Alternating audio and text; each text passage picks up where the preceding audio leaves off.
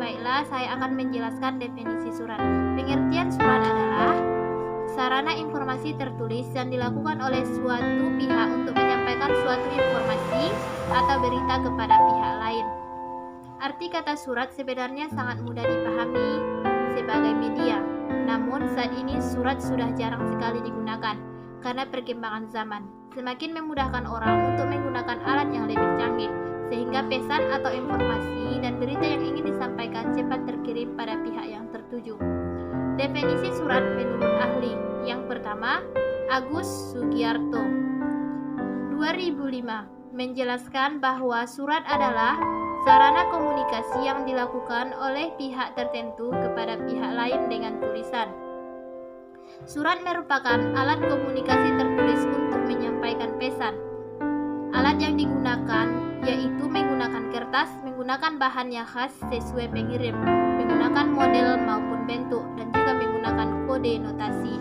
Yang kedua, Mario 2000 juga memberikan penjelasan mengenai definisi surat, yaitu alat komunikasi tertulis ataupun sarana untuk menyampaikan suatu pernyataan maupun informasi secara tertulis kepada pihak satu dan kepada pihak yang lainnya. Yang ketiga, Rizal Yusi Rizal 2003 menerangkan bahwa surat adalah alat untuk menyampaikan suatu maksud secara tertulis atau sebagai jenis komunikasi tulisan.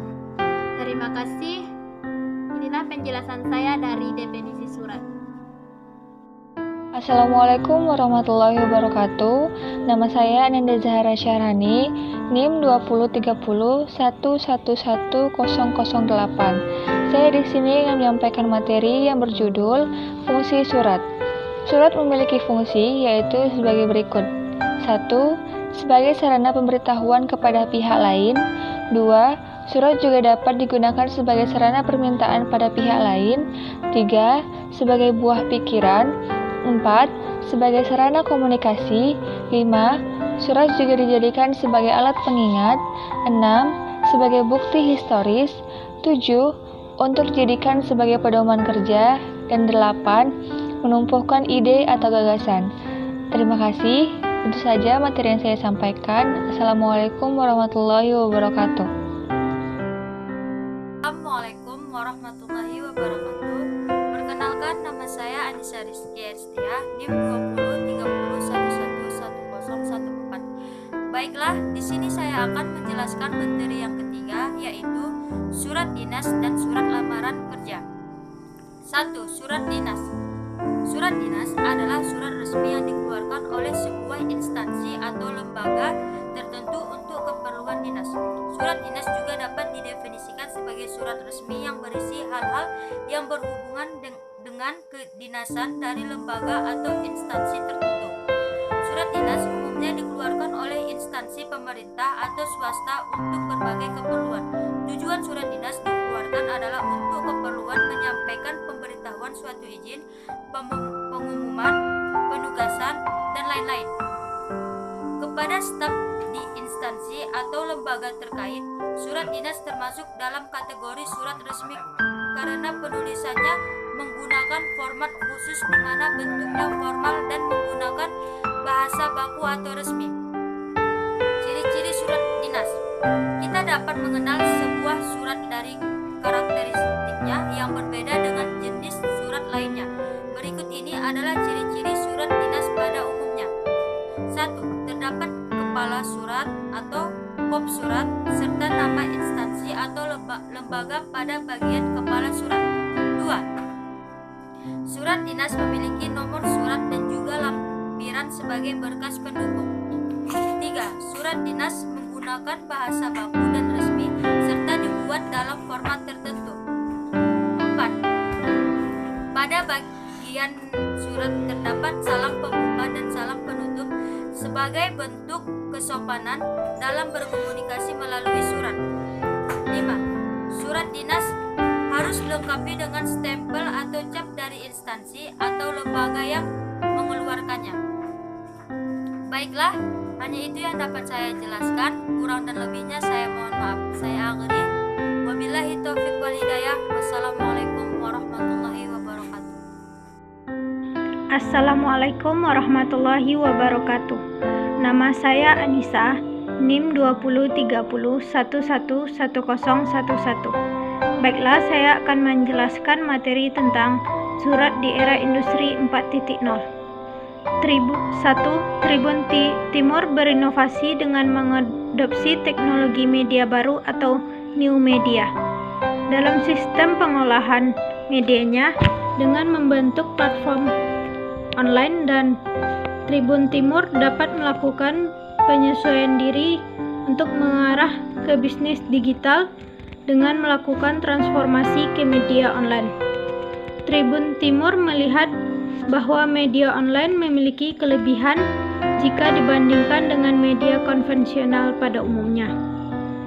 Dalam hal ini, Tribun Timur melakukan konvergensi, yakni mendistribusikan beritanya lewat media cetak, juga mendistribusikan beritanya lewat media online, yang mana mesin penggeraknya adalah internet. Inovasi Tribun Timur tersebut terdiri dari Tribun Timur e-paper, media sosial Tribun Timur, portal Tribun Timur dialog virtual, Tribun Timur podcast, dan Tribun Timur Family Card. Tribun Timur akan terus berinovasi seiring dengan zaman dan tren masa kini. Selain itu, Fajar juga mengadopsi teknologi media baru dalam mengembangkan medianya, yakni dengan bertransformasi ke media online. Akan tetapi, tidak semua media baru diadopsi oleh Fajara sama seperti Tribun Timur. 2. Tribun Timur memiliki beberapa strategi dalam mempertahankan eksistensinya di era revolusi industri 4.0, seperti strategi manajemen redaksi Tribun Timur, strategi pewajahan Tribun Timur, dan strategi media online Tribun Timur. Dalam meningkatkan pengunjungan atau pembaca sehingga dapat mengantarkan Tribun Timur dan media-media lokal yang berada di Sulawesi Selatan kepada kompetisi media yang sehat dan bersaing secara on the track. Dengan demikian, Tribun Timur tetap eksis di era revolusi industri 4.0. 3. Peluang Tribun Timur saat ini adalah meningkatnya jumlah pelanggan atau pembacanya. Karena pembaca Tribun Timur saat ini masih rata-rata 1,3 juta pembaca perharinya melalui media online, sehingga angka ini masih kecil juga dibandingkan dengan pengguna atau user internet yang mencapai kisaran 5,4 juta. Tentu hal ini sudah didukung dengan perkembangan perangkat teknologi digital seperti handphone, mampu mentransformasikan sifat pekerjaan ke arah yang lebih efektif, efisien, dan kreatif, menjadikan kemajuan teknologi menjadi jawaban dari kemajuan globalisasi yang kian menyelimuti dunia. 3. Peluang Tribun Timur saat ini adalah meningkatnya jumlah pelanggan atau pembacanya. Karena pembaca Tribun Timur saat ini masih rata-rata 1,3 juta pembaca perharinya melalui media online, sehingga angka ini masih kecil juga dibandingkan dengan pengguna atau user internet yang mencapai kisaran 5,4 juta.